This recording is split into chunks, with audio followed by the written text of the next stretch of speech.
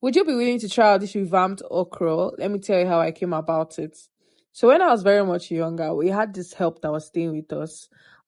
She's from Jos. She's run by a tribe. She's from Barkeladi local government. And one fateful day, she said she wanted to. Basically, she used to introduce us to a lot of Jos foods. Gote. She introduced us to gote. Yes, I've tried gote before. So this particular soup is basically dafanduka. I don't know if it's a northern food because when I was staying in Kaduna, I didn't hear people saying dafanduka. So I don't know if it's peculiar to Jos only. What you do is you just revamp the okra with palm oil, any protein you have available. Even if it's Titus fish you have available, pomo, beef. It's basically just protein okra, I'm guessing.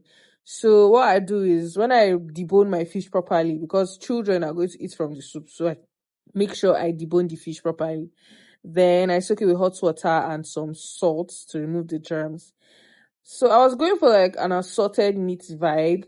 So I just chopped up a bunch of beef. I didn't want the beef to be like chunky. I wanted it to be like bite size. So as you're eating, you're just carrying a piece of beef into your mouth.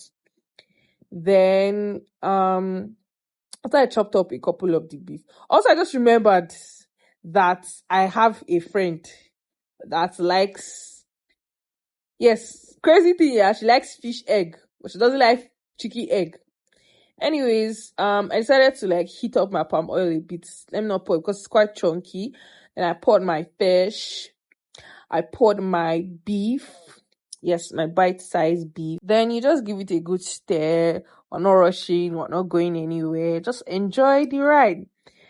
I added crayfish. I added more behind your back. I'm a crayfish addict. Sorry. Then I added pepper. I still added more pepper. I added like 1 cube of knorr because the okra was already cooked with knorr initially. You know what, revamping, so we can't like over spice. Then I didn't wait for my okra to dissolve. I was impatient and everybody was hungry, so I just poured it in like that with a good stir. Let everything be coated. Let it be coated so like the beef will not like stick to the bottom and start burning. So yes, I coated everything.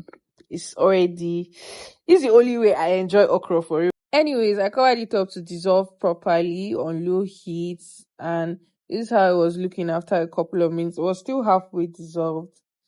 I think it has fully dissolved here. I did not turn the amala on camera because I don't know how to turn amala. This is our final result. It's not looking nice, scrumptious, scrumdiddly, yum yum. Let me know if this is something you'll be willing to try.